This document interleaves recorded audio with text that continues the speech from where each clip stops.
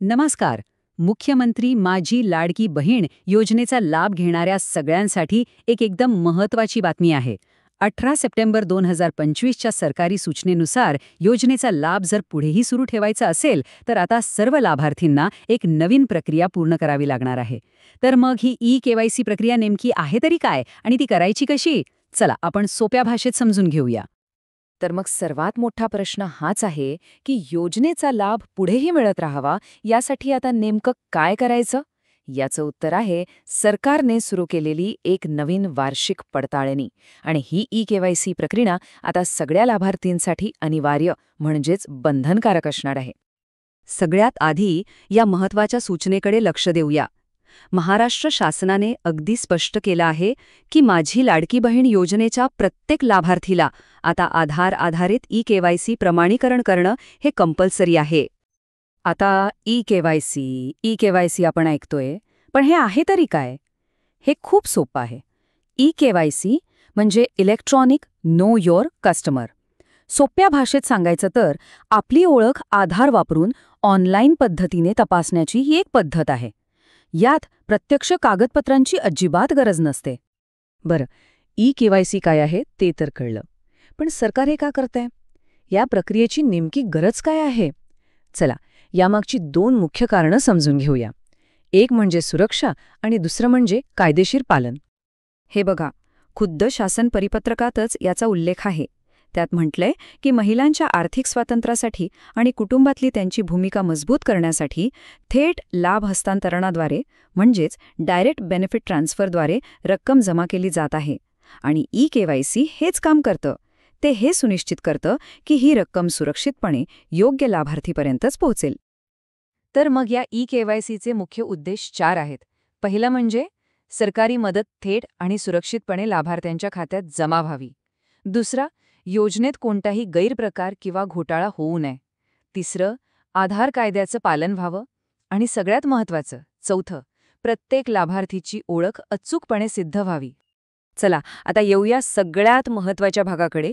ही e-KYC प्रक्रिया नक्की करायची कशी? घाबरून जाण्याचं काहीच कारण नाहीये. एकदम सोपी आहे. आपण स्टेप बाय स्टेप समजून घेऊया. पहिली स्टेप आहे लाभार्थ्याचं स्वतःचं व्हेरिफिकेशन. यासाठी काय करायचंय? सगळ्यात आधी ladkibahinmaharashtra.gov.in ही वेबसाईट उघडायची. तिथे समोरच एक ई-केवायसीसाठी बॅनर दिसेल. त्यावर क्लिक करायचं. मग काय, फक्त आपला आधार नंबर आणि तो खाली दिसणारा कोड, ज्याला कॅप्चा म्हणतात, तो टाकायचा. सेंड OTPवर क्लिक केलं की झालं. मोबाईलवर आलेला OTP टाकून सबमिट करायचं. किती सोपं आहे. आता येते दुसरी आणि तितकीच महत्त्वाची स्टेप, पती किंवा वडिलांचं प्रमाणीकरण. प्रोसेस अगदी सेम आहे, काहीच वेगळं नाही. त्यांचा आधार नंबर आणि कॅप्चा कोड टाकायचा आणि त्यांच्या आधार लिंक्ड मोबाईलवर जो OTP येईल तो टाकून सबमिट करायचं. या 2 स्टेप व्हेरिफिकेशनमुळे ही योजना अजूनच सुरक्षित होते.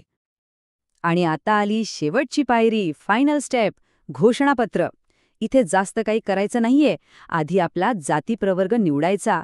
त्यानंतर स्क्रीनवर काही प्रश्न दिसतील ज्यांची उत्तरं फक्त हो किंवा नाहीमध्ये द्यायची आहेत. बस, चेकबॉक्सवर टिक करून सबमिट बटन दाबलं की आपलं काम पूर्ण. आता हे प्रश्न नेमके काय आहेत ते बघूया. पहिला प्रश्न आहे की कुटुंबात कोणी सरकारी नोकरीत आहे का किंवा पेन्शन घेतंय का. आणि दुसरा प्रश्न, योजनेच्या नियमाप्रमाणेच एका कुटुंबातून फक्त एक विवाहित आणि एक अविवाहित महिलाच लाभ घेताय ना. या प्रश्नांची माहिती अगदी बरोबर देणं खूप गरजेचं आहे. आणि हे सगळं बरोबर झालं की स्क्रीनवर असा मेसेज चमकेल, तुमची ई-केवायसी पडताळणी यशस्वीरित्या पूर्ण झाली आहे. हा मेसेज आला म्हणजे आपलं काम फत्ते, प्रक्रिया यशस्वी झाली आणि योजनेचा लाभ आता न चुकता मिळत राहील. प्रोसेस तर समजली, पण आता तारखा आणि नियम हे पण तितकंच महत्त्वाचं आहे.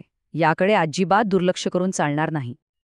या वर्षासाठी सरकारने ही प्रक्रिया पूर्ण करायला फक्त 2 महिन्यांची मुदत दिलीय आणि ही मुदत सुरू होतीये 18 सप्टेंबर 2025 पासून. त्यामुळे वेळ हातात फार कमी आहे हे लक्षात ठेवायला हवा. आणि हो, एक सगळ्यात महत्त्वाची गोष्ट, हे काम फक्त एकदाच करून संपणार नाहीये. ही पडताळणी दरवर्षी जून महिन्यापासून सुरू होणाऱ्या 2 महिन्यांच्या काळात करावीच लागणार आहे. हे एक प्रकारचं वार्षिक रिन्युअल आहे असं समजा. चला, तर मग एकदा पटकन या सगळ्यांमधले महत्त्वाचे मुद्दे पुन्हा एकदा बघूया, म्हणजे काही विसरायला नको. हे 5 मुद्दे एकदम पक्के लक्षात ठेवायचे. पहिलं, ई-केवायसी सगळ्यांसाठी कंपल्सरी आहे. दुसरं, हे दरवर्षी करावं लागेल. तिसरं, वेबसाईट आहे ladakibhin.maharashtra.gov.in. चौथं, या वर्षासाठी वेळ आहे फक्त 2 महिने. आणि 5वं, लाभार्थी आणि त्यांचे पती किंवा वडील दोघांचं आधार व्हेरिफिकेशन आवश्यक आहे. बघायला गेलं तर ही एक छोटीशी डिजिटल स्टेप आहे, पण हिचा फायदा खूप मोठा आहे. यामुळे आपली माहिती तर सुरक्षित राहतेच, पण योजनेचा पैसा थेट आपल्या खात्यात विनाअडथळा जमा होतो. त्यामुळे ही प्रक्रिया वेळेत पूर्ण करणं हे आपल्याच फायद्याचं आहे, जेणेकरून योजनेचा लाभ अखंडपणे मिळत राहील.